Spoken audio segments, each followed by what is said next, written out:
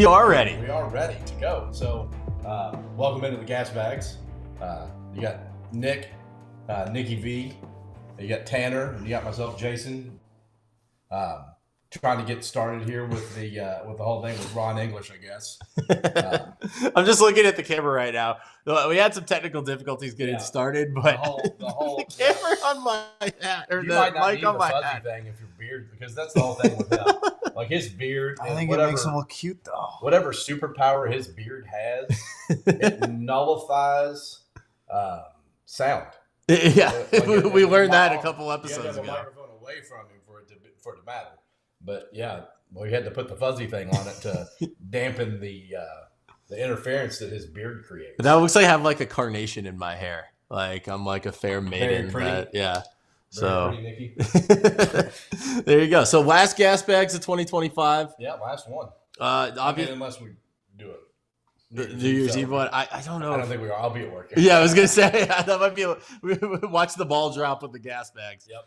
Oh man, yeah. I hope everyone has some good. You see me asleep at like 11. Yeah. Oh. just ripping a fart mid.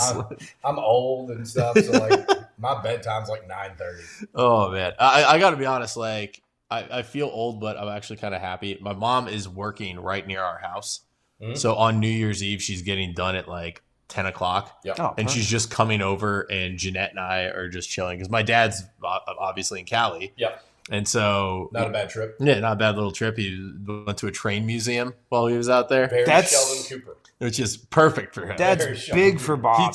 He took a train from where they're staying to like to Sacramento, and there they have the California Train Museum. And so he went last night, and then this morning he went to a golf simulator. He's having like the best trip ever. We've talked about this before, and I think I sent you a thing like through Colorado and Utah and stuff like that. There are these train routes that like cut through the Rockies. Yeah. And, like, Yeah. They're super dope looking. And that's when you've made it. That's when you can buy your dad. Oh yeah. You can buy your dad a ticket on one of those. I think Jeffries took one of those trips. He was, He was because you showed it to me, and then Jeffries like echoed that sentiment, and he was like, "Yeah, dude, like these things are awesome." Oh, I'm So- sure. But have you ever ridden a donkey in the Grand Canyon? I've never done that. No, it's probably better than that. I'm guessing. I know I rode some donkeys in college, but you know, how you doing? Yeah. So, so last gas bags of 2025. We should definitely do some superlatives to wrap up the show.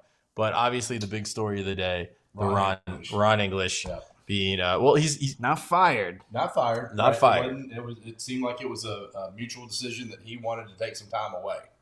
Because I think that's the last thing I read is that it was time away, not like he wasn't quitting and going anywhere else or anything like that. He just needed a break.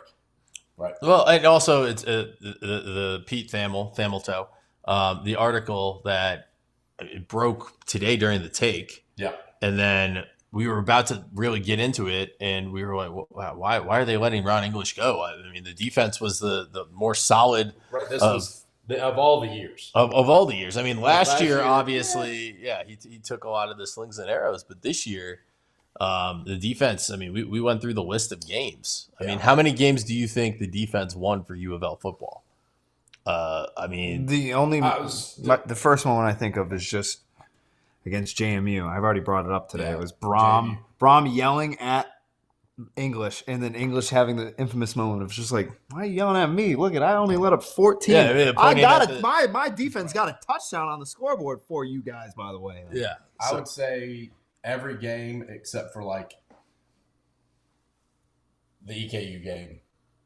Yeah. Right. Yeah. That's probably where we're sitting at. The defense was the most important part of like basically every game. Yeah. Now and Miami. Some of them, if they can participate, if the offense can participate at all, we easily win. Right.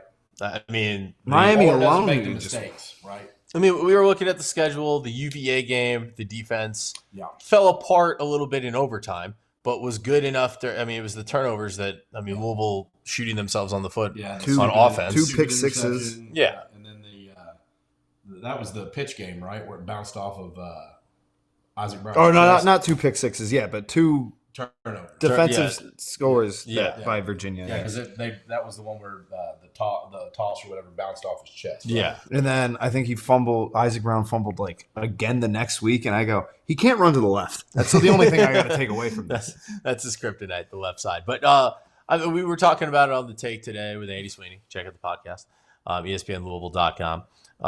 But we kind of said the Cal game was probably the low point of the year for the defense, and that was probably the best. Not probably, it was the best quarterback they faced, I would say, throughout the year. I mean, a top one. Yeah, and he played out of his mind. No, he did. Like that. That was his. And he did it again versus SMU. And SMU's got a good defense. Mm-hmm. It's not great. Ours is probably, when it's humming, is better. Well, but I think did they finish the season? I want to say 17th in total defense. Yeah. So a top 20 defense. So obviously we see the story when Andy and I are just getting into what are they doing, what's going on, and then Pete Thamel has the follow up saying that Ron English is stepping away to watch his son play his senior year at Navy, which it's Tulio and I were saying on the way over here, family before everything. Like, you got two Italians. We're only going to talk about family. I did mistakenly kind of forget where his son was at. And I was talking to Strebel, and I was like, "Yeah, well, why don't we just get his son to transfer here?" And then it hit me. I was like, "Why would you leave the Navy? He's already you're that far or that close from just like what is it? You can't become the officer an officer on something. Any of the service academies. So Army, Navy, Air Force. When you do your third year, you're now committed to your service. Yeah. So like when you talk about Paul Skeens, right? So Paul Skeens got out prior to the need to commit to service. Oh, okay. Okay. That's a good point. Yeah, I always kind of wondered about that. Yeah. So the more you know. That was so, and that was all because like the Air Force coach saw something in him and made a comment to some of the people that he coached with, and was like, "Hey, listen, you got to look at this kid. Does he have it?" And as soon as it was yes, it was all right.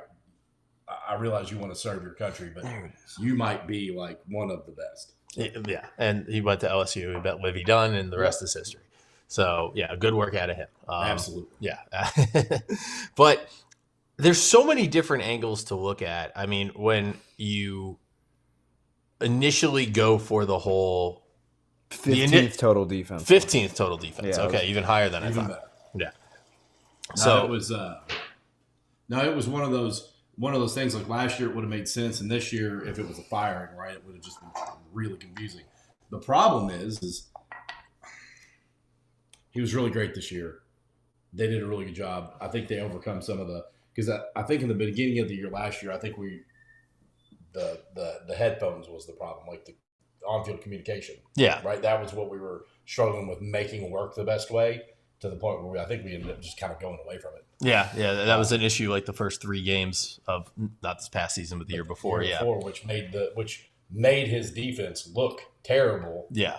Because of that, it made the defense was unsure about the set that they were in and where they were supposed to be, so they were never really lined up. You saw us you saw us standing around during a hiked ball like several times. Yeah, it seemed like they got caught off guard a lot. Yeah. But I don't think it was off guard. I think they had never figured out how to make that system work. It is what it is. Yeah, but I mean, this was the Ron English redemption tour. Yeah, and I do. I liked him last year. Whenever it was bad, like when it was rough, I still liked him. Yeah, I feel like that because he came alive towards the end. It was more the beginning and middle of the season that I was like, Ron, what are you doing? Yeah, Stanford game was frustrating, Yeah. and this might go back to Jenky's point about communications. There, penalties seemed to me it seemed like penalties seemed to be an ongoing issue on the offensive side of the ball. Yeah. This year, last year it was more on the defensive side.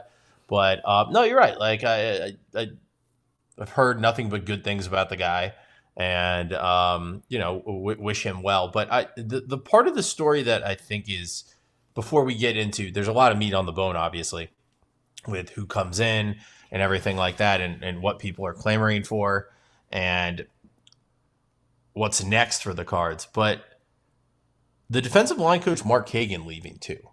So that's the part that I haven't seen anything. If maybe you guys have, I didn't. I just saw the announcement with inside it because the bigger story's Ron, right? Yeah, right. Yes. I don't know exactly why he left. I haven't seen anything. I'm less worried about it because you know who's still there? My favorite defensive coach literally ever. Mark Ivy. Absolutely. Yeah. He's a maniac. And he was the defensive line coach before Satterfield. Right. So He's played against the gas bags on the softball field as well. Because I just remember being the catcher. Yes, he is a and one of the umps going, "How are we looking, coach?" And I was like, "Coach of what?" And then I saw his arms. I go, "Football." Yeah. And then I figured out it was Ivy. Yeah, Ivy's the man. I was looking for this earlier and I didn't check. I was looking to see if Brad White – did Brad White get retained by Will Stein? I thought he went to – I thought he went to the Texas A&M guy, right? That's or supposedly. I don't know. I never saw it. I thought Brad White went to Florida. Yeah, I think he went to Florida. Yeah, I thought he went to Florida with Summerall. Yeah, because we were joking about I missed that. The Joe Biden pen signing the deal, and then we were joking about that on the take. That's the only reason I know that. But we had a lot of fun when the story came out about who the next defensive coordinator would be, because was Hagan technically the co-defensive coordinator? He was. Yeah. So obviously, if you were to do a battlefield promotion, it would be him, and that's why I do think it's interesting with him leaving. If Ron English were to just take basically a sabbatical. Right. You would think that Hagan would step in as defensive coordinator, but with him gone, that's a good. Julia, look that up. I don't know. You got the jump on me. He is up there in age. Well, that's okay. Before we get to who's next, let's put a bow on 57. 57. He's still yeah. Well, I mean, for God's sake, I mean, what's Vance Bedford doing? Well, he's not doing anything. I'm totally joking. Isn't he the? No, he's not. I've looked before because whenever, just as like I was just curious. Whenever we were struggling at the beginning of last season, I just happened to look, and I'm pretty sure Vance Bedford went and coached some high school football, and then there's no record of him anywhere for any reason. Yeah, that's right. He might honestly, he could be in Witsec for all I know. Yeah, he was last with Charlie Strong, and then like a high school. Yeah, you're right. Ended up at a high school or something like that. And you know whether I like him or not, I think Charlie probably drove some of that, like culture and the way that defense worked. So he definitely drove the way the offense worked. Yes, he did. Super slow. Winning rock fights, baby. Right. I hated it for Teddy because I thought we had a very dynamic quarterback, but I don't care about I'm okay with just winning every game. Winning a bunch of games. 10-win seasons were cool. Yeah, like if you just got to punch people in the mouth all the time to do it, and, drown them on the field. That is what it is. It can't always be pretty. But is the theory winning's pretty though? Winning's beautiful. Winning's gorgeous. Yep. Is he going to come back after the year? Is that what the rumbles are? Well, like he's going to take the year, watch his son. That's really cool. Then his son's going to go into the Navy. And then is he going to come back or he's pulling an Alex Cora without the suspension and cheating? But seriously, no Apple Watches. I just I don't know, and that kind of goes into I feel like the next discussion point of who's next, because if that person's coming in and they're like, hey, I'm just keeping the seat warm, right? Then obviously I would feel like. Would that lend itself to getting a mercenary, or would that lend itself to an in-house hire? I think a mercenary would cost too much money. Hell, that's what's worth. Like you'd have to pay under the understanding that you're just doing this for you. Cool. The from Thamel was English has informed Louisville officials that he'd like to step away for the year. He expressed his desires to watch his son's final football season at Navy, and his son Seth is obviously a junior this year. I mean, when it looks like that, it seems like he's just doing a hiatus. Yeah, and which technically, I guess, versus with the the employment rules that exist within the United States, technically you're allowed to do that. Mm-hmm. But as long as the employer is encouraged to grant that sort of thing. I'm not Captain Hindsight from South Park, but right.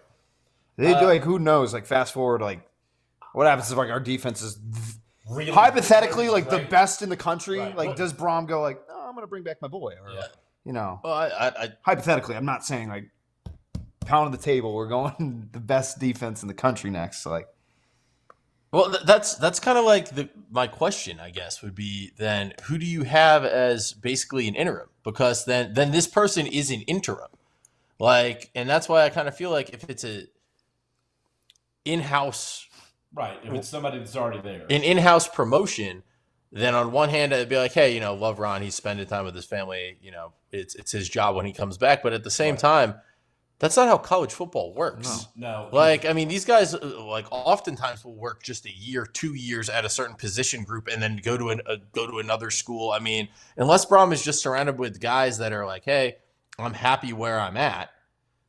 They're like Jeff Brohm. Well, in theory, and we can get to that a little bit later. Right. They're happy where they are. Then I feel like it's gonna be kind of weird to get someone to be like, hey, this is not an audition. This is you're just filling in because our guy, who Brahms had a relationship with since Purdue, is going to be coming back. And that kind of makes me feel like, yes, it could be an in-house promotion, but also that leads me to the mercenary thing of just you get a guy that's, I got a year left in me, I'll come back and do it. Like and Charlie Strong? Maybe. And then that goes into another thing I want to bring up. Why is it, and I don't want to do the Streble thing. I love Streebs, but Tulio and I were talking about it on the way over here. He sometimes paints the entire Louisville fan base with a very broad brush. Everybody's the same. Everybody's the same. All have line beards. Yeah, we all have but instead of and we all talk with a country accent, which I always will never understand when Streble does that. I'm like, yeah. Like that's probably more indicative of your family. Yeah. I was gonna say, that sounds like Cat 69 in Paintsville. Like not so much, but instead of the small micro brush that you use for details, which is actually an adequate representation of what this viewpoint is within the fan base, he uses a paint roller. So but it seems like that's so perfect. Mark Ivy, right? Because I love the guy, right? I just think he's awesome. Nick, that was so good. Thanks. I'm sorry. So and Mark Ivy, I think that could be like for somebody in-house, it could be like an audition moment. Not necessarily to stay here if Ron's coming back, but hey, this is your audition for a defensive coordinator somewhere else. We realize we can't keep you here forever. If Ron's going to be my guy, I can't keep you here as the linebackers coach forever. You want to grow and expand and become you want to be a defensive coordinator. You might want to be a head coach. But, I've never sat down and talked to the guy. I just watched him hitting softball. Yeah. Talked to him. I said like 2 words, and I was like, "Hey, coach." So, he is now, a yoked man. I'm just gonna take this moment to make it a funny scenario. Imagine he just promotes Brady to be DC. Someone texted that in. God. I'm sure someone. Very Petrino-ish. Oh my God! I would. Brady, you got the defense, right, bud? Huh? Yeah. Get as many Broms on staff as possible. Like, say what you want.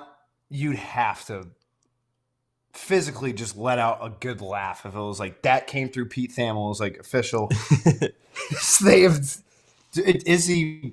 Would he be? Is it considered promoted or like just given the job? Like I personally, I don't know what he Brady's does. Not actually on the staff. That's the thing. Like I think Brady's just Brady. I had to verify that actually.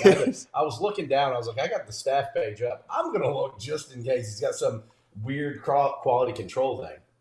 Oh, look who's on! Look who's on there as a quality control specialist. I didn't know this.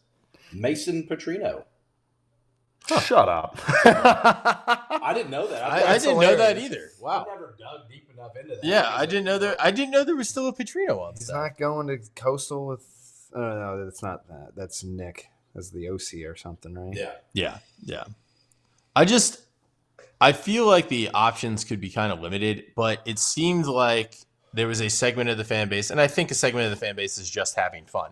But at the same time, all the names that got, not all of them. Now I'm doing the broad brush. Who Brohm has a relationship with?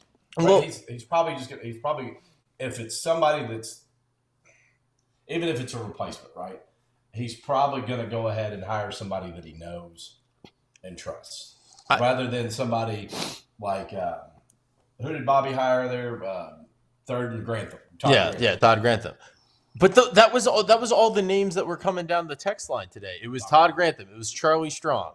It was. I know there were a couple of jokes, but like it was Clint Hurt. It was Vance Bedford. It was all these. What is the infatuation with wanting physically? They can't turn the page. Your exes. Like that's what we were kind of joking about today on the take. Like Charlie being an ex, right? Because he was the head coach. And I obviously that one's more of a joke because I don't think Charlie would come anywhere near the city if he could avoid it. Well, I don't know. I mean, what's he doing right now? Isn't he like he's the Buccaneers? He's an analyst. Yeah, no, he's the Buccaneers linebackers coach. Oh, he is. Oh, okay, I thought he was still doing analyst stuff. Like but I mean that would be a promotion, right? It's just Vance Bedford. Obviously, it's not Vance Bedford. Who was the other one? Oh, with the Niners, defensive line coach. Our buddy Robert Holt says. Clint Hurt. Yeah. I just said his name. Yeah. Our buddy Robert Holt says, "How about Mark Sander? Dude got stabbed and still played in the Fiesta Bowl." That's okay. Yeah. Well, I was that's way before my time here, so I got Clint's at Philly right now. Yeah, defensive line coach. I like Clinton, but I think the NFL suits him better. I don't know, Well, I know, but like he had the show cause and everything like that, which was silly, but still those were a lot of the names that were getting like thrown around. Well, it's because of what we know. You don't know a ton of defensive coordinators unless they are like on the verge of becoming head coaches. Like, Brent Venables spent so much time like just sitting in Clemson around the idea that, hey, somebody should go get him. And the fact that nobody could get him to come out of Clemson was the bigger draw for him. Not that he's not great, not that he's not doing well at Oklahoma, but that was the draw, is that nobody could get him out of there. Right. So that's why you knew his name. Yeah. And the reason we know Brad White's name is because we trolled Kentucky. Right. So, I mean, I'm not saying that everyone has a Rolodex of defensive coordinators around the country everybody probably knows 3 to 5 off the top of their head because this team is very good defensively or something like that, or I've heard their name mentioned as a coach to watch. We all see those lists and everything like that, but it seemed like there was this infatuation with getting back together with an ex, and I don't know if it's how much of that is just us, like you said, Jenky, being familiar. I don't know how much of that is also this idea of, Petrino came home. Shit, bring back Lee Corso then. I don't know. Brohm's home. I feel like that sentiment is really echoing loudly after this crazy coaching carousel and everything like that. Yeah. And but very few people. This is not home for This is not home for a lot of elite coaches. It's a stepping stone. Right. It just isn't. Yeah. We got lucky. Jeff Brohm's a really good coach, and it happens to be his home. Mm-hmm. That's a stroke of freaking luck. Yeah. Like what you were saying earlier with we still don't know the behind the scenes of the Brohm Michigan scenario, but it seems like we have the guy that does want to be here and will do whatever it takes to be here. Yeah. Is that necessarily sure with the rest of the staff? Right, because you don't know what he was. It appears that Mark Ivy likes being here in Louisville because he had the opportunity to go and he didn't. Right, he could have went with Satterfield, right? And he didn't. He saw this as a better opportunity. And then you've got Chris Barclay because he went to Mail. Deion Branch's beloved here. Mm-hmm. So undefeated in bowl games. That's true. The name that I saw some people text us in Lightsey, our boy Jeff Lightsey Jr. tweeted it, was Nick Holt, the DC at Abilene Christian. He has a relationship with Brohm from Western, from Purdue and everything. An experienced guy. Yeah. I saw that kind of as a name that was tied to Brohm, but isn't an ex. Right. And so I thought that one I thought was kind of interesting. But I mean, I'm trying to think, like, I guess also how appealing is it to take a coordinator position at a place like U of L? Like, I'm not saying I'm the guy from Abilene Christian. yeah, I'm not poo-pooing it, but I'm just saying, like, I almost feel like it's another reflection of, but again, where you are in the pecking order, depending on who you're able to. You have to know that this guy's coming here to make a name for himself and then get the fuck out. Right. Whereas, like, maybe at Alabama, being the Alabama defensive coordinator, like, if you're great at it and you don't really, like, you don't know you can be a head coach, stay there, right? Like, right, hang out. But then also a coordinator there could also then take a decent. Maybe they could take a head coaching job. If Brian leaves, right? Right. Brian's going to go to a mid-major style, a group of 5 school. Right. Isn't he supposed to? There was rumors that he was going to FAU last year, I think. Yeah, One of the Florida schools. that got thrown around. Like that would be like. I know he was in the running out. Like he was. That's going to be right. That's going to be the kind of offer that he gets because we're not Alabama. We didn't win a national championship. I would be interested to see what happens with the guy at IU. It's like Hines or something like that. To see if he stays there, because IU's got a pretty high rated defense too, right? And they're making that run right now. Kurt Signetti stayed around for a long time doing defensive coordinator, offensive coordinator type jobs. Brian Haynes, yeah. So, like, who is it? Brian Haynes. Brian Haynes, yeah. So, like, he waited. He legitimately, because I think he was on the 2010 Alabama staff. Yeah, he was. Yeah, there's all the pictures like of Saban and him. Yeah, I was gonna say he was there a hot second. Yep. So I don't know. I just think it's going to be interesting, and also specifically with the idea that this, and I don't know how much we were talking about it. The juicier story for sports radio and everything is that Brohm and English had a falling out and everything, right. and that pointing at the JMU game was the start of it all and everything. But then instead we got this nice, neat little wholesome box wrapped up that he's stepping away. He's going to go spend some time with his family. It was 2011. Yeah. But then it's like, if it truly is his job to come back to, I just feel like that limits the options even further. So I don't know, but it'll definitely be interesting. But with the defensive line coach leaving too, I mean, this is now 3 coaches that have left, and we were talking about this on the take. As far as position groups go, wait, who's the third? The was it the tight end coach? He went to Oregon, I think. And then all of our tight ends just went to the portal. Yeah, yeah.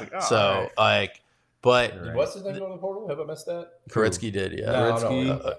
I mean, he's something Hauser. He's solid, but like I'm not worried about. He's going in as a grad transfer too. Yeah, that's true. That's a good point. So I think he's in a different situation where he might take a step down to like try to get more attention. Yeah, that's true. I just he's good. He's not great. He's good. He's really freaking reliable. Yeah, that's a good. Freaking reliable. That's a good way to put it. Not a star, but yeah, a reliable player. Hauser? I don't remember. That was the freshman. I don't remember seeing very many passes that that like popped him in the hands, and he was like, wow, it surprised them or something. Yeah, when he was targeted, he came up. Right. He came up with it. I just the defensive line, though, I also think is interesting because we were talking about this on the take today. That as far as position groups go, that was probably one of the better ones. And I mean, the best one, I think. You could make an argument. Well, because you could run there were so many. I think that was the catch. There was so much, and they were. Not every one of them was Cled Blumen. Not every one of them was AJ Green. Right. Or Wesley Bailey. Wesley Bailey. But they were like the difference between them and the guy that takes his spot wasn't unbelievable. Right? Like it wasn't like, oh God, this guy's in. Yeah, that's if Michael Carter goes in and sits and goes to the middle as a defensive tackle, you're not like, we're screwed now. Right. Right? Yeah, it wasn't a massive drop off. There was some depth in there. They stayed mostly healthy. Mhm. And I know Wesley Bailey didn't play in the bowl game and everything, but I see all the stuff with them going into the portal. To talk to anyone, right? To actually talk to anybody, you have to be in the portal. right. So That doesn't mean that any of these. I get that most of them will leave. It Right. doesn't mean that any of them will. I mean, we saw what's his name Kiwan. Well, you saw Kiwan go to Boise and come back, right, and then you also saw Brady Allen went to the portal, came back, right, and then went back to the portal. right. So- So I mean, I just like this is the only way they get to market themselves in any other way right now. Yeah, testing market value. You yeah, have to put your name in the box. yeah, And if you don't do that, you can't talk. yeah, So you can never know. that's fair. I definitely think that's fair. But it's realistic to also be majority like of them will the be, majority, absolutely. probably 80% of them that are in the portal are going to be gone. But I- not that doesn't mean all of them. I think in the beginning, like the very first iteration of these portal things, I think it felt like, the first couple of years, like, yeah, this guy definitely doesn't want to be here. I don't think it's don't want to be here now. I think it wants to assess market value Mhm. to get paid and have the potential to play the way they want. Does that also worry you though with this constant discussion of No, NIL? because we're gonna end up with contracts. It is what it is. Well, Well, I don't know how fast we're going to get there, but we're going to get there because you can't do it another way. No, I mean I don't. impossible. It's not. You're not rewriting you're trying to rewrite a rule book. Just use what they do in the pro model because now it's professional athletics. I don't even know if it- you have to go as deep as what they do with the pros, but close maybe. Like everybody's going to have an agent. They're going to probably have to unionize. There's going to have to be some sort of collective bargaining agreement. Like More than likely, like they're like the pieces of it kind of fit there already with what the NCAA did with the $20 million or $22 million per school thing, right? We're trending in the structure of it, and it may be 5-10 years from now before we really get it like lined out, but it's going to end up there, yeah, and it'll be a loose structure. It'll be better than it is right now. You'll have more continuity because the argument right now with Brohm is that he's using rental quarterbacks every year. And if you're using rental quarterbacks every year, you're never getting a second year out of a guy like where his first year was legitimately learning and he could be good in his first year learning. And then the second year is like uber productive, right. like off the page, great. Well, I mean, how often we saw that with basketball? How often do we see a leap for Patino's guys from freshman to sophomore year? 100%. I mean, so yeah, I know football's different because And even then, not even freshman, but like, hey, I get playing time, and next year I am getting the majority of playing time. well, I feel like this is a good segue to get into some portal talk Yeah. a little bit. Where are you currently at in terms of who you want under center for Brohm next year? I put up a poll. I'll pull up the results of who you want the quarterback to be next year for U of L, and the options were Dylan Raiola. Yeah.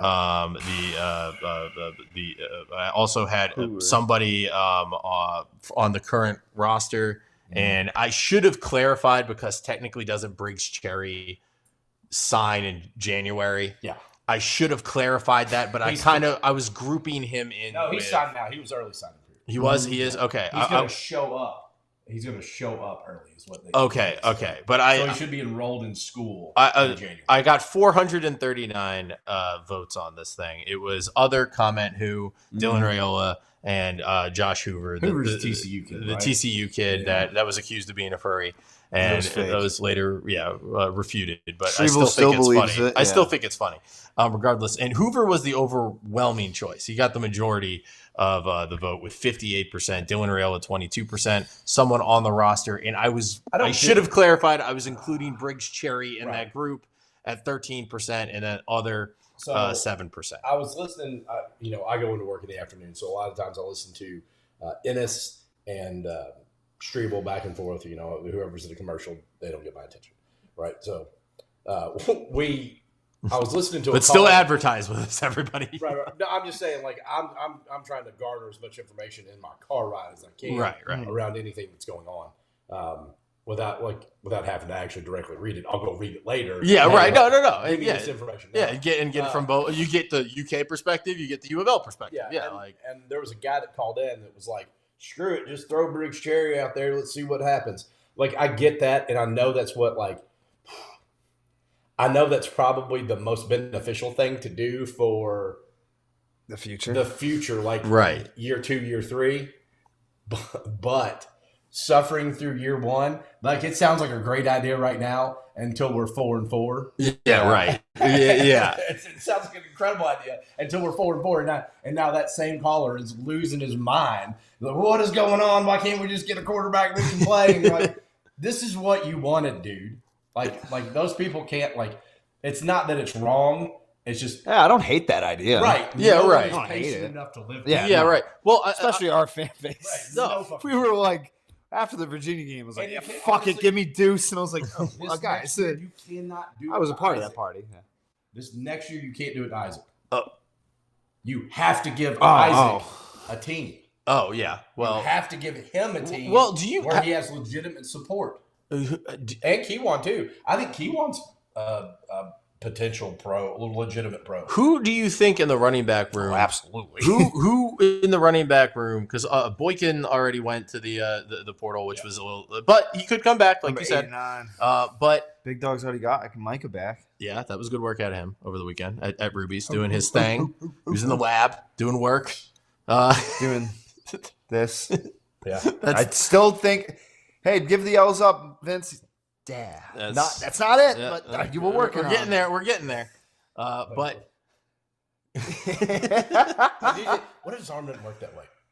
Yeah, like a What if- jump. yeah. Now we all feel terrible. It's an old football injury, and he can't. His arm, he can't lift it above his shoulder. Yeah, that's a great point. Yeah. Shit, sorry, Big Dog. Yeah. We love you. Yeah, now we all feel bad. Sorry, Big Dog. But who do you think in the running back room returns next year? Well, the Keywan's not going anywhere. He tried. Right. Well, he saw. And but if he was so productive this year, and we needed him so badly, Dude. And he's the right kind of runner. Duke would be the person that I would be like, maybe. I feel like last year I was like, it was kind of that situation with Keywan, and I was like, if he wants to go, he can go. But see, we got him back. I was like, I don't want him to leave ever again. Whatever. Ever since he killed that man on Clemson, I was like, I love him. Whatever it was that he went through when he left and went to Boise and did all of that sort of stuff, and then came back, like whatever his resolve was when he returned. Oh yeah, it mattered. Oh yeah, no, like it mattered a lot. Was he the most consistent back we had this year? God, they were all hurt though. But that's what I know. That's what I felt weird asking that question because it's kind of like injuries, not performance, right? But which is tough. I know Isaac still had some Isaac runs in him, and arguably after the defense won a couple games, so much so that Rummage was making the point on Middays with Marcus Maben. Check it out, ESPNLouisville.com. That he was saying that I made a promo out of it that if we had a healthy running back room, he feels like the record could have been a little bit better. He was saying it tongue in cheek, but he was also saying, he was like, no, this was an 11-win season.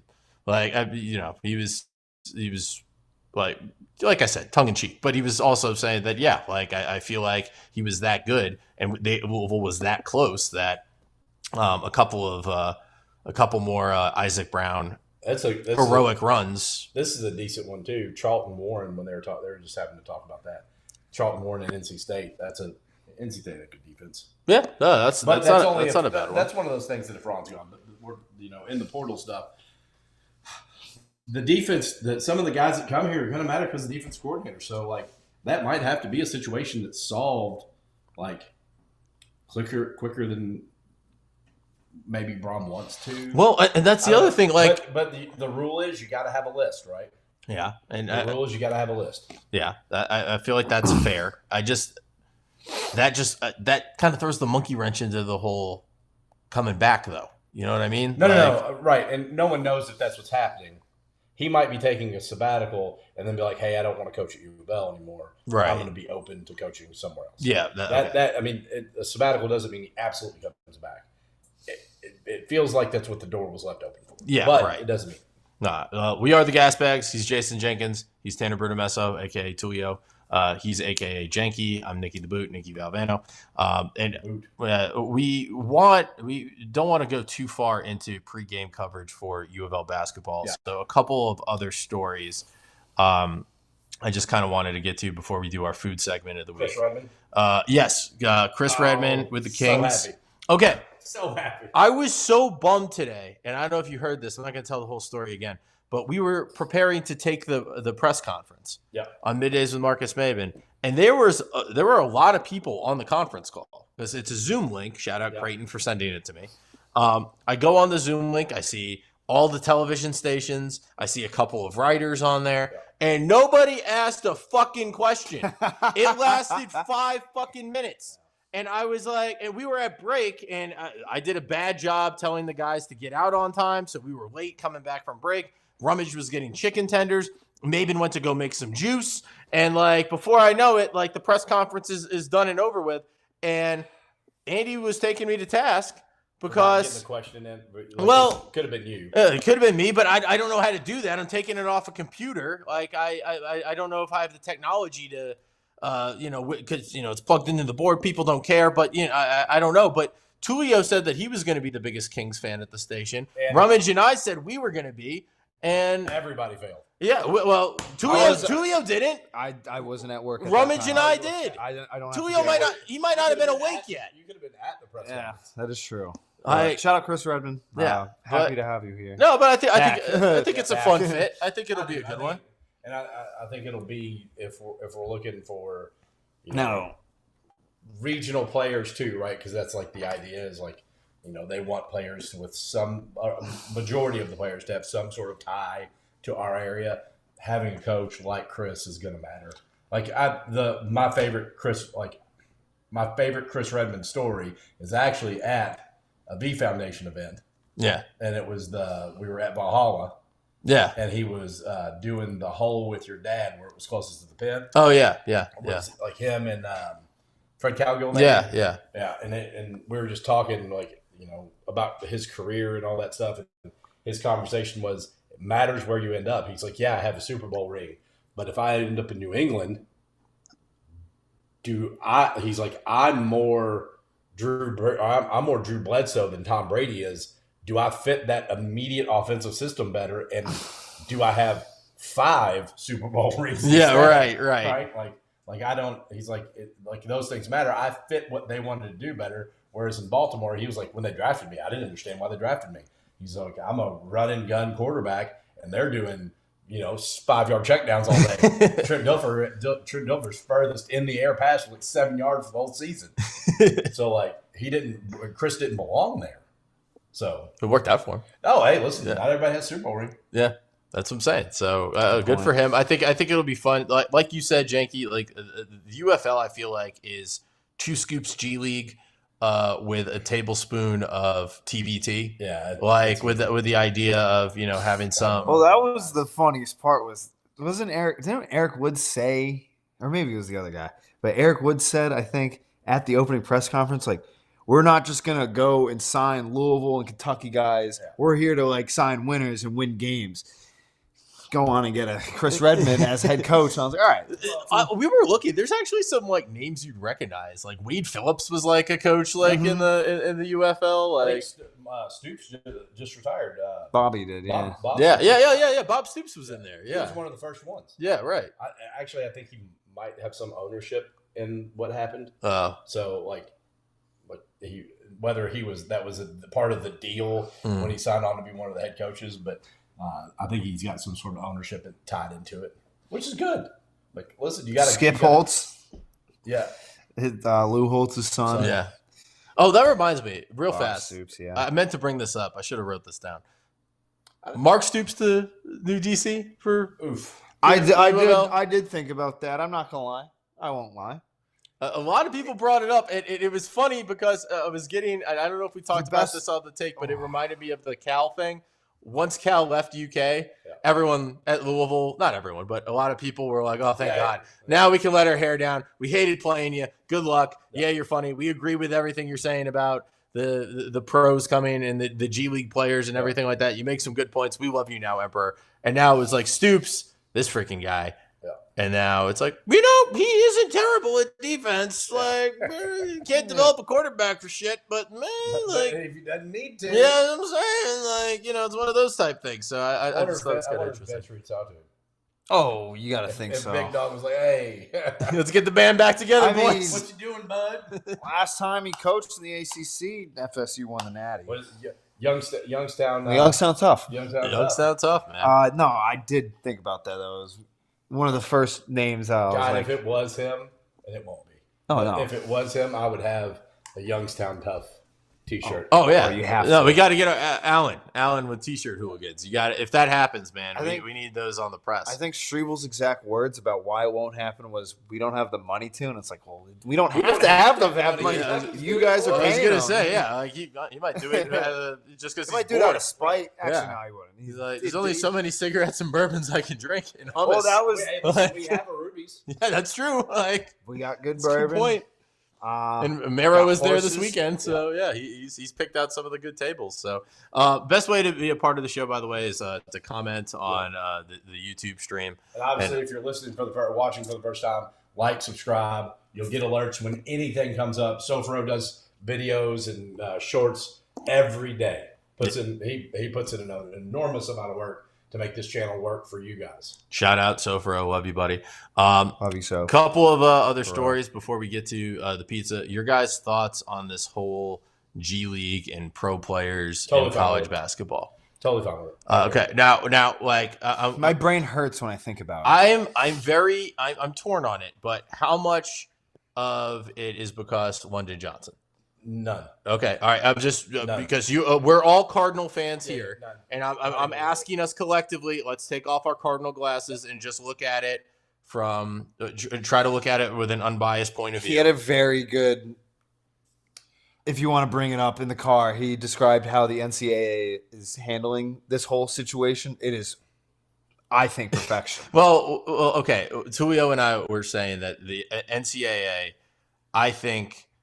There's a tiny part of me that thinks the NCAA is watching everything burn because they got their asses handed to them about 10 times in a row in court. Oh, yeah. And now they're just watching. Monopoly. They're sitting back watching everything burn so that someone at some point will be like, okay, there's a 37-year-old sophomore So we're not going to see that. Yeah. No. So, like, the rule that exists, right? 5 years, right? 5 years. Yes. Right. So, right.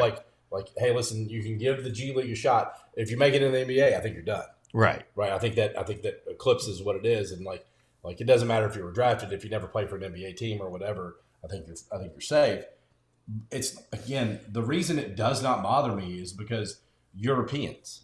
See that's the part that makes me. Oh. That's the part that I have a hard time, and I just feel like.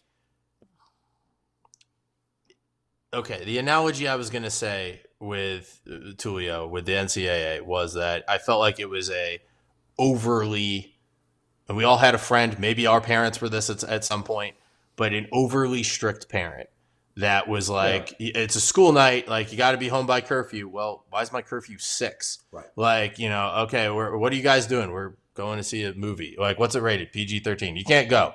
Well, I'm 17. Nope, you can't go. There's 2 fucks in there. Yeah, there's two, they have the limit. Yeah, they have the limit of 2 fucks. You can't go. You see someone's midriff, like they were the overly overbearing parent, and they were like so many times. There were so many times that they followed the letter of the law, not the spirit of the law, and it pissed everybody off.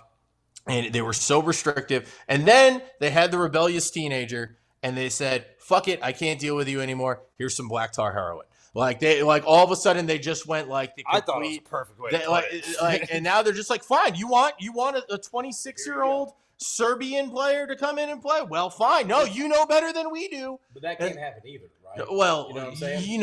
Yeah, but I'm saying with the whole European pro model, like I think, but that's where I'm kind of torn on it because they don't have prep schools, they don't have high schools in Europe. They do the club system, so I'm really torn, but then I know it's not quite apples to apples with pro players in Europe and America, but if you make some rules that benefit the European players, You have to give it to the American. that's what I'm players. saying. Then,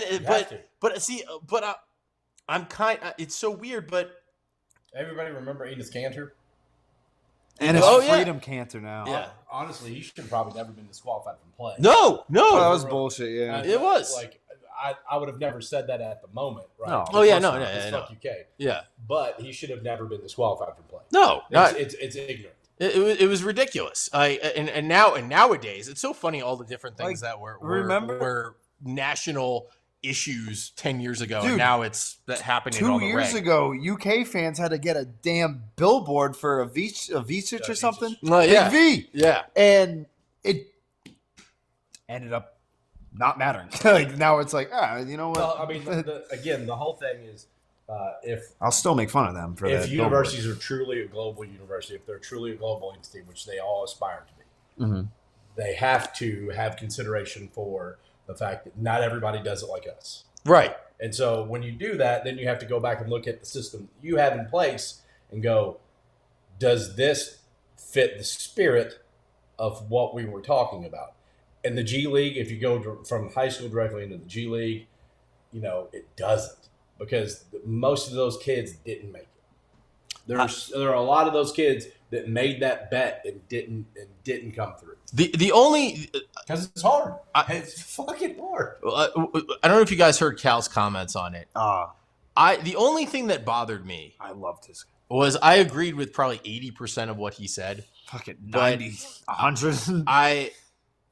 Especially the European part. Well, the whole, if you're a pro, you're a pro. I like, what do you say? Them's the rules. Like that was, and then he threw in a little Fugazi, which was great. It was absolute. The Emperor was shining today. But the only thing that I kind of didn't agree with was I feel like if you test the NBA waters and you try to get drafted and you don't get drafted, then I feel like you should be able to come back. Yeah. But he was like, if you stay in the draft, you're done. But I was like, I don't. Everybody's got an agent anyway. But I mean, we could both speak to this. Killer. You used to be able to be up into the draft and stay there for up until the bail date. Yeah. And then bail. Right. As long as you didn't hire an agent. Mm-hmm. But and by then you knew whether you're getting drafted or not. So like the actual event is a formality at that point, because either they were telling you, hey, listen, you don't fit. Like you're not gonna take a away. Hey man, you can't shoot. Go back to school. Shoot better. But you'll be better. Your pro career will benefit more from you going back to school. You may never be an NBA. I don't think Otega always an NBA player. Like you may never be an NBA player, but it will allow you to develop your game better to maybe play at a higher level overseas. Yeah, and still make a living. Plenty of money. I just feel like though, if you stay in the draft, nobody knows it, but Marcus Baben's rich as hell. But if you shout out Maven, buddy. He's got 8 diamond encrusted Rolexes. If you just don't know that, he wears a different one each week. Back when we saw him, when he came and visited us. That's why he don't come in anymore. How do you think he made himself AI? Yeah, that's true. He built a cyborg. Yeah, and yeah, he's off gallivanting around, and he's having fun. He's in Turks and Caicos right now, and he's AI when he calls in every time. He's got cyborg Maven doing the show every day, 10 to 12. Yep. No, I just I don't know. I just feel like I feel for the kids, because if you're in the G League, I agree with Andy's sentiment. To me, that's pro basketball. It's the minors, but it's pro. Is what happens in Europe. Yes and no. Absolutely. Yeah, no, yes, because like they are getting paid, but no, because it's the club system. Those clubs would come over here and wax a bunch of the G League teams. Oh, I thoroughly. They would run them into. I thoroughly agree, but I'm just saying, if you don't play on one of those club teams, then who are you playing for? There's not a prolific prep you can go to in Munich. Like, I don't know, maybe there is, and Sofra will probably text me like, actually, there's a soccer academy, and like, he'll soccer doesn't count. It's not a sport. But how come they don't adopt like the baseball or hockey model, where you can get drafted and still be in school? Yeah, like I don't know. Oh, I don't think baseball does that. Baseball, you can't get drafted and then sign You can't sign. Yeah, you can't sign. Somebody can own your rights the entire time you're in college. Yeah, that's what I'm saying. Oh, I thought like what if you go back, they're like, all right, fuck, we lost you. You can own. They can keep your rights can get kept for that year, and then you can go back into the. Oh, okay, that's they can cycle your rights out again. Like it's actually baseball's a really complicated system, really complicated, but it is more geared towards the benefit of the player. Yeah, I think. I see. I like that. I think it's benefiting. We'll find out in a couple of years, maybe. Yeah, I don't know. I just Hockey is the best system, though. I would agree.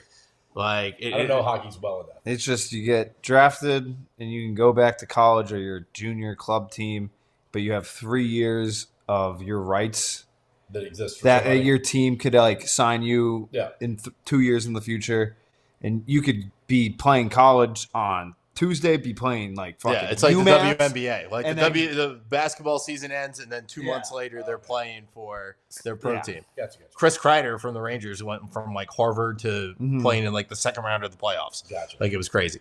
But WNBA is weird about that. That's one thing. It's like, hey, congratulations, like Paige, congratulations on the national championship.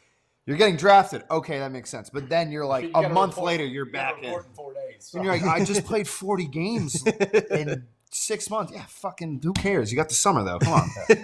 You're getting. That is the one league I almost nothing to do this. Yeah. That's true. Which needs to change. That could be that could be a summer show about W. There's only one way for it to change. More people have to show up. Yeah. Fan base changes that. Not. There's nothing to do with anything else. TV contracts do. Like there should be a bump coming because they got that. Yeah. The NBA forced the TV contract that if you have the NBA, you have the WNBA, and there's a requirement for showing so many games. Right. So, which is good. Yeah. Because that puts revenue into them, and the more we put into, the more we get out. Right. But it sounds incredibly sexist. Literally, like talking about reproduction right there. So, Jenky, ladies and gentlemen. Yeah. A couple more things before we do the pizza. Tonight, Louisville starts conference play against Cal. Pregame coverage right now Scotty over Bennett's on. kid plays there. Yeah. Which. Who did I just find out? Oh yeah, Andre Iguodala's son plays for Baylor too, as well. Because we were looking at the roster. I did not know that. The Najee kid, right? Yeah. How many Iguodala? Yeah, no, I literally said, I go, if we had, I was like, Andre Iguodala the second on this team, and I go, shit, if the fucking Martian's got a death beam pointed at us, I'm going with his son. Like, Shrivel did not get my reference. I was a little upset, but what is that reference? It's Max Kellerman. They were talking about like. Who, like, if you needed a 3-point shot to go in before the aliens took over the world. Yeah. This is 2015. Steph Curry's on his team. And it's Max Kellerman's masterclass of rage baiting. And he goes up there. And he went with Andre Iguodala. And it's one of the most infamous first take moments of all time. I don't even remember. Is Iguodala not the MVP of that year? No, he did, and they ends up winning the Finals MVP. I think it was 2015. I could be wrong. That's the right year for that. But it was hilarious, and I think like Stephen A. in typical fat. What? Are you out of your damn mind? Like blasphemy, like blasphemous. All that stuff.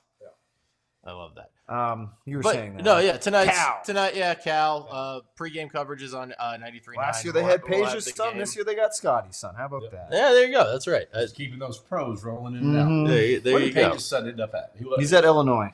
That's right. With like every other European basketball player. He was like their entire roster. Dude, he was one of like the first guys to transfer too, if I remember correctly. I think so. But yeah, I thought he was at Cal because Cal was a good school and he may have been smart. Apparently, Paige just lives in Sacramento. I thought.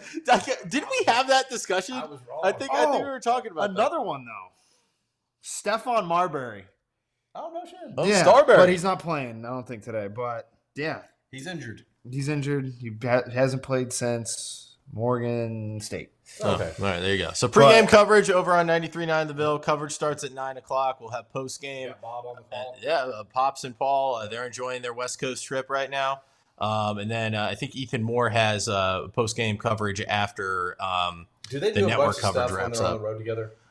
Yes and no. Like Because I want pictures of Bob and Paul at like a vineyard in San Jose. I think they Right? I think they very much do some stuff together, Eating but cheese. then there's other times like Paul is it's typical Paul and Pops. Yeah. Like Paul is very like has like a structure. Like I'm gonna go to the gym. I'm gonna go to the team meal. And my dad is like, there's a train that takes me to a fucking train museum. Say less. And he like hops on and then just gallivants in Sacramento and then comes back.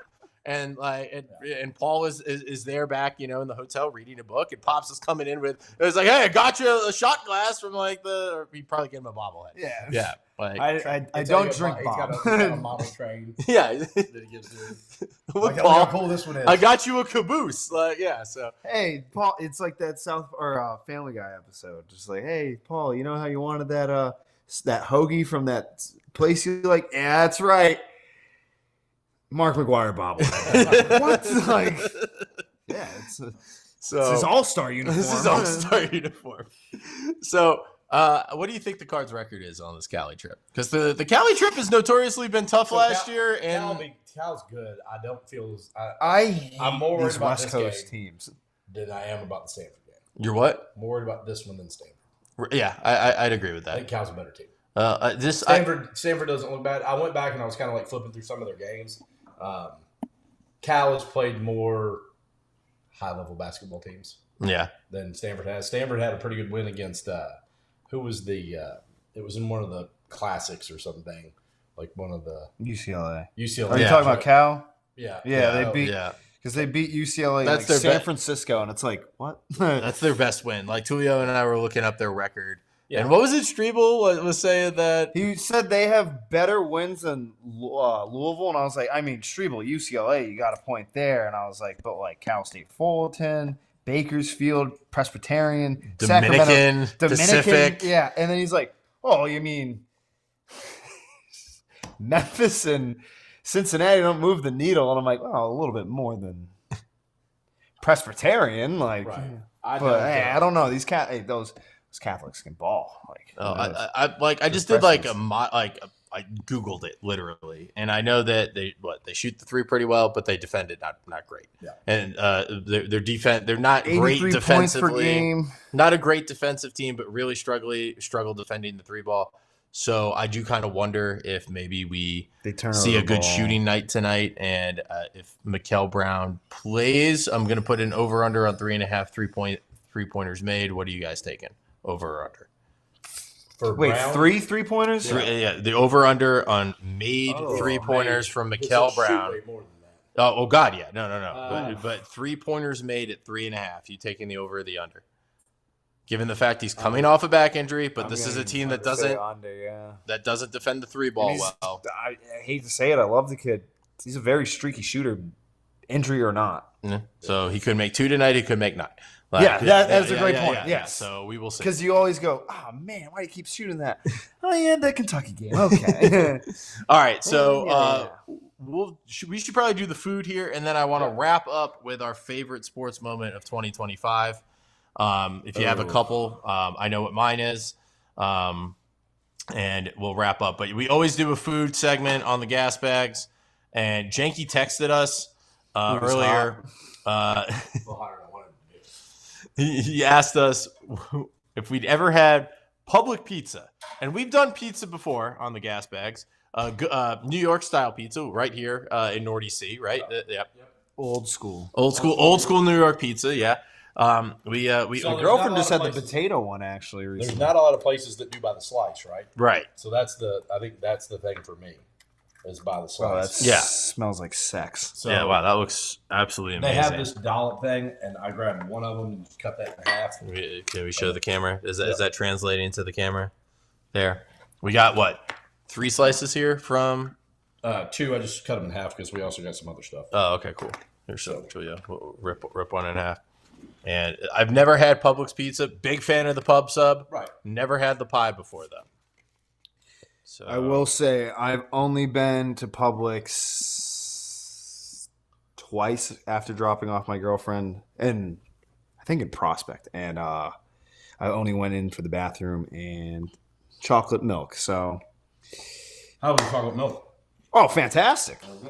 Sweet. All right, Julio. Well, So, okay, so what is this? Is this the same one? Just pepperoni. Just pepperoni. Okay.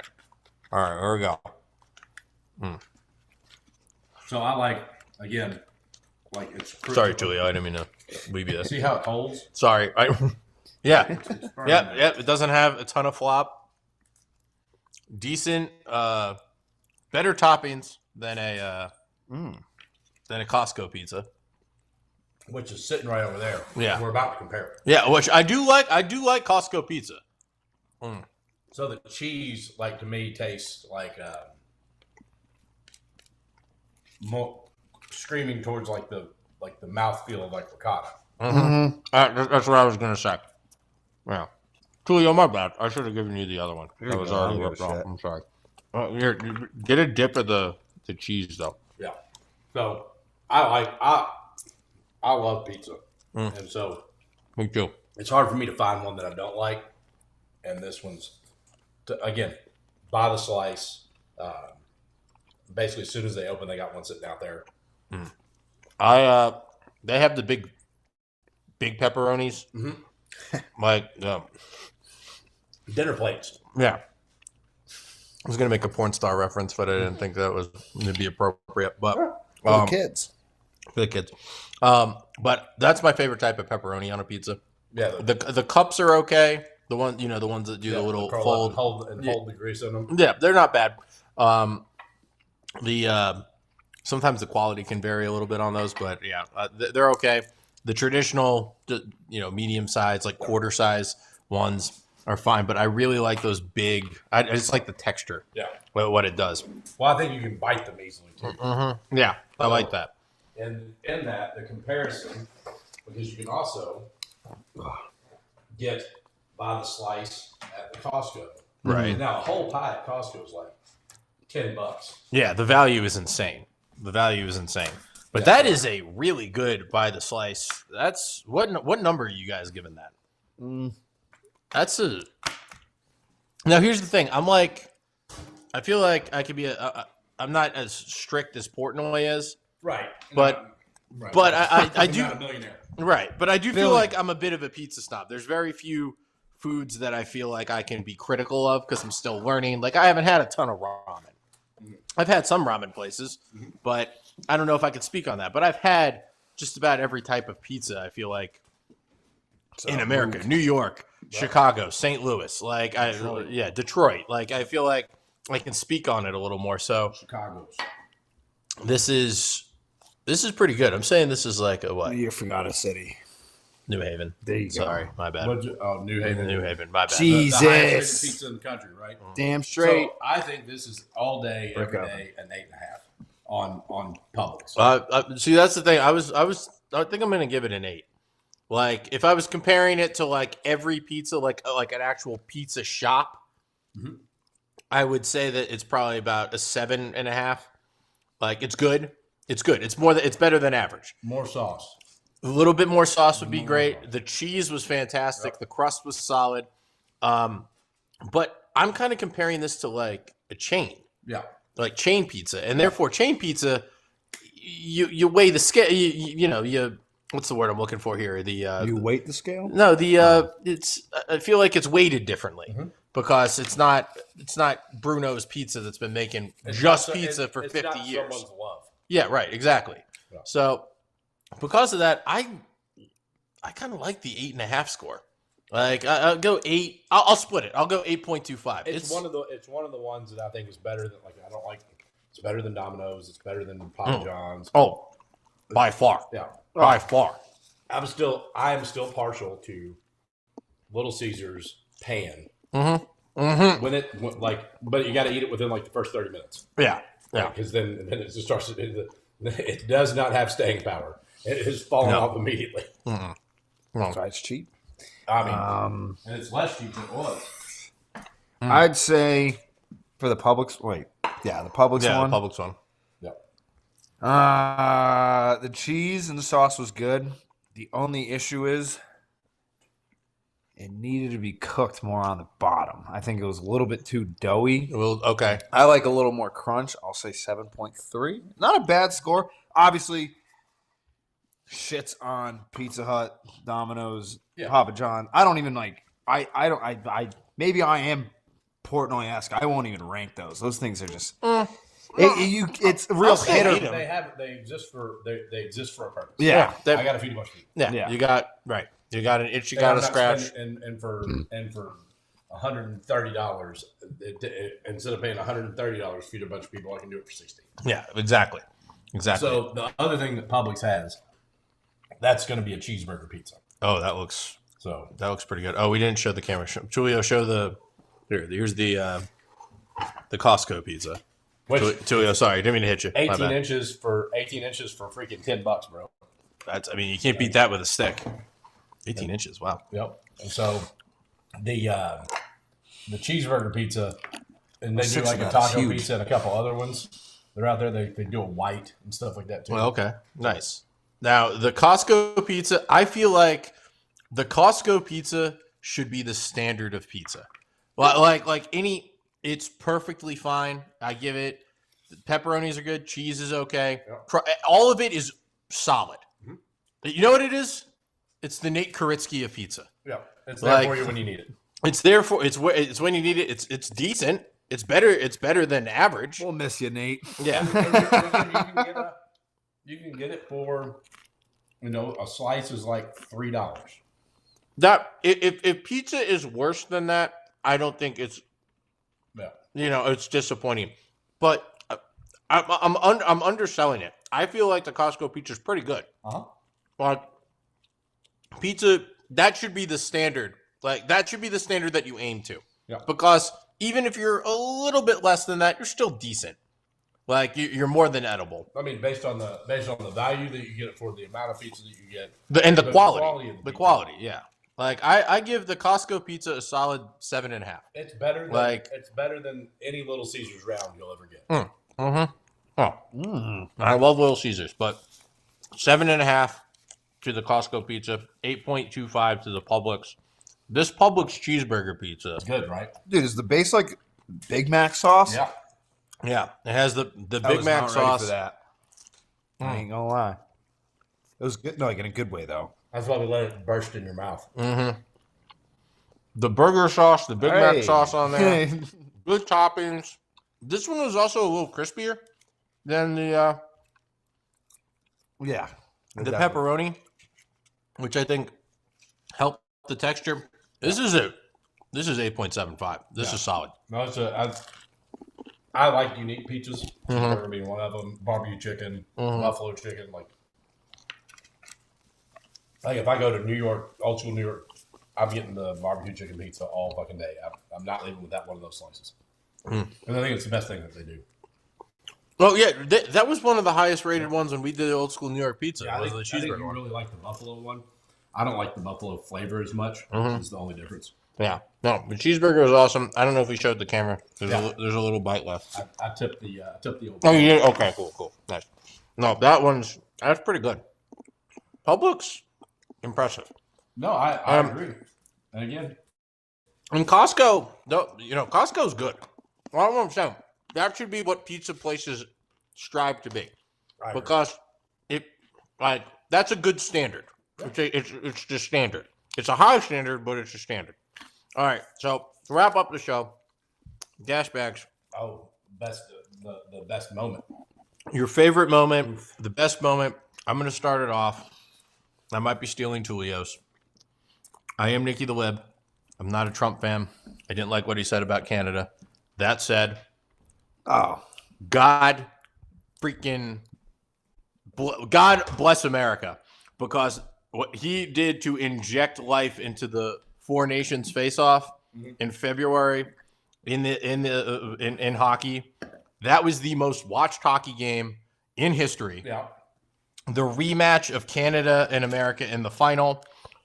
After in the opening round, there's 3 fights to start the game. It was star power. Connor McDavid, the face of the game right now, scores an amazing goal. Like, it wasn't just beat 'em up hockey, but it was all the beautiful parts of hockey. The brutality, the finesse, and also the pride of the two countries coming together. I thought it was awesome. And it was so cool that hockey was being talked about the way it was. Like, I will say hockey sometimes, and I'm interested to see if they can kind of capitalize on that national pride and what they can do in the Olympics this upcoming year. Because the nation does talk about hockey when it's in the Olympics or when there's some sort of national name around it, because they might not care about the Chicago Blackhawks. They don't care about the Colorado Avalanche, but they care about Team USA. They care about America. And they can get on board with that. And it was awesome. That was my favorite sporting thing from 2025. I would probably say the Four Nations, just the whole Four Nations face-off. That was probably my favorite. What about you guys? Will Smith? Will Smith, go ahead, home run. Oh, okay. I was gonna bring up. I fucking hate the Dodgers. I was gonna bring up the World Series Game 7 was World Series Game 7. Will Smith, go ahead, home run.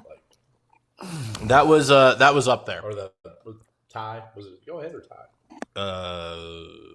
Yeah. Smith's homer in the 11th lifts the Dodgers. What, the 11th? It was the 11th, right? Yeah. Yeah, that was pretty. I think it was Bucci, our boy Bucci, tweeted that when baseball's at its best, it's the best thing in sports. Absolutely. Well, 100%. There is no better game. It's the second best playoff, I think, in all sports. Hockey.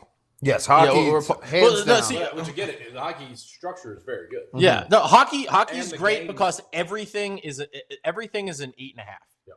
The whole thing is an 8.5. But baseball, football to an extent, when it matters. Like they have like sometimes like not obviously this year we don't have the Chiefs, but like there were like the past couple years it kind of was just like.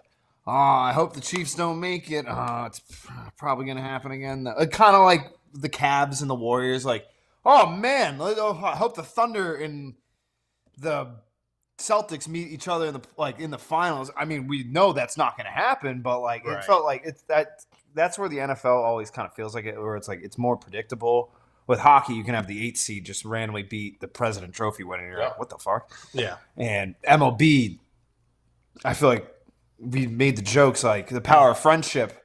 The way the series was constructed, you can a team that really is barely coming in, a mediocre-ish team that makes it, could get hot for 17 I guess it's 17 games at the most. I can't remember.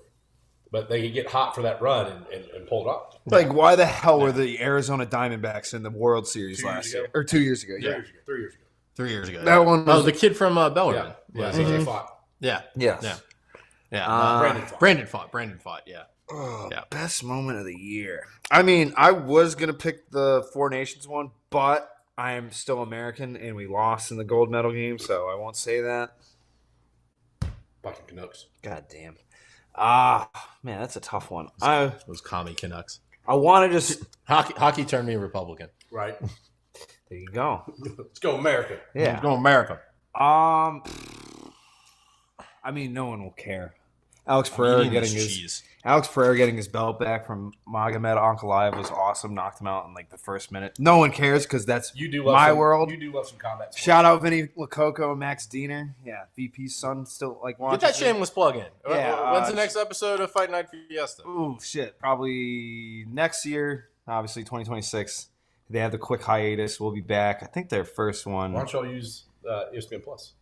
We've been planning on it. We were going to do a watch party, but filtering of schedules. But yeah, check out Fight Night Fiesta, the UFC podcast. Best one in the state. Best moment, though. Well, I do kind of like it that how on a sports market that focuses so much on college basketball, so much on college football.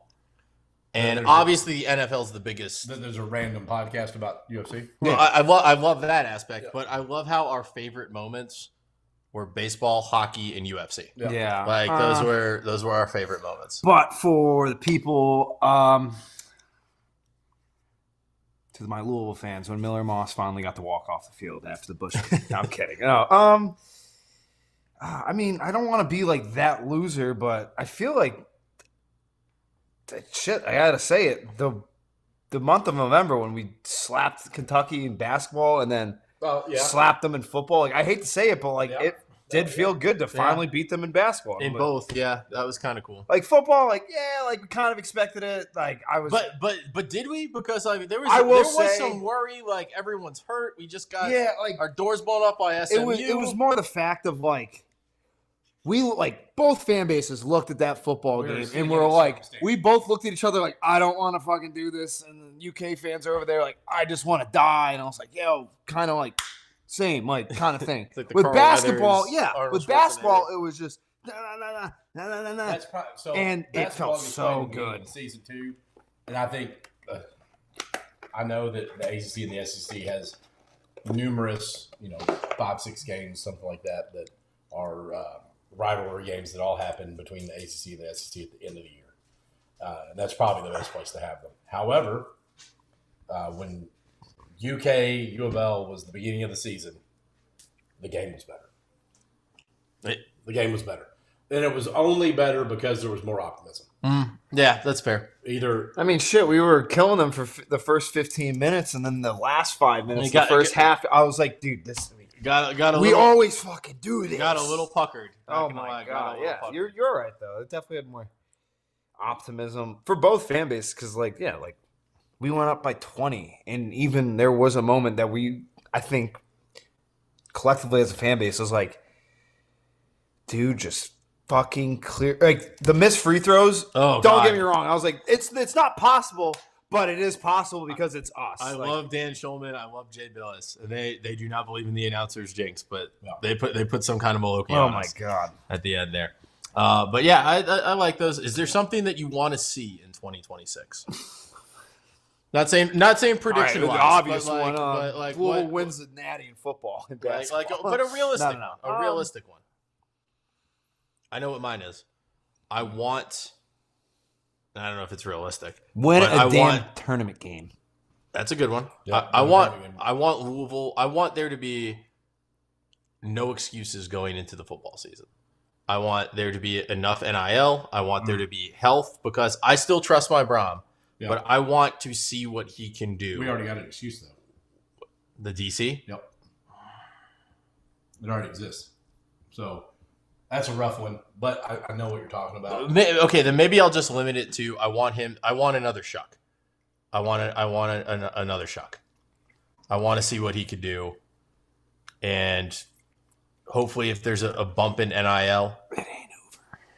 And they're able. There's more Miller Moss than you think. If they were to have Tyler Shuck this year with the defense they had and healthy running backs, and I know if some butts were candy and nuts, be Christmas every day. Merry belated Christmas to everybody listening. But I just and Hanukkah, and Kwanzaa and Festivus and everything. But not the New Year's. Ew. That's what I want. I want to go into the football season with my quarterback not blind. On Andy Staples. I want him to be a top 3 quarterback in the ACC, if not a top 1. And I want to really not blind optimism. We got Brohm, so I feel like the whole we got trust our Brohm. I think that one died down a little bit this year, which is good. I think there was a little bit unrealistic. He's the greatest coach ever. He would, and I agree. I do want that feeling of no excuses. You can only really lose 2 games max. I like Tanner's, but I'll adjust it to make the second weekend. Yeah. I like that. Make the second weekend. Yeah. Make the second weekend. Have a good seed going in. Make the second weekend. Well, I only say that because I have a deal with my dog. She can't wear anything Louisville related until we win a tournament game because I was like, we're going to put the nice Louisville sweater on you. And we got blown out by Creighton. I got home. I looked at her. I go, get this shit off. And I took it off. I go, you're not wearing it until we win a game. So, Pat, if you want Sosa to support you, you got to get this win. Yep. I like that. I think those are good. Yep. All right. Well, with that, we will bid everybody adieu. Thank you for listening to all of our ESPN Louisville products, whether it be 680, 93.9, ESPN Louisville Plus. We appreciate you guys. We hope you had a great holiday. Nick we wish you. That's 100%. Funny. I know. You know what I say? I say Merry Christmas and Happy Holidays. I do both. I do both. But I say Merry Christmas, damn it. He's the reason for the season. So, yeah, but we wish everybody a happy new year, a safe new year, and we will see you next year. Absolutely. Bye. Hopefully we can get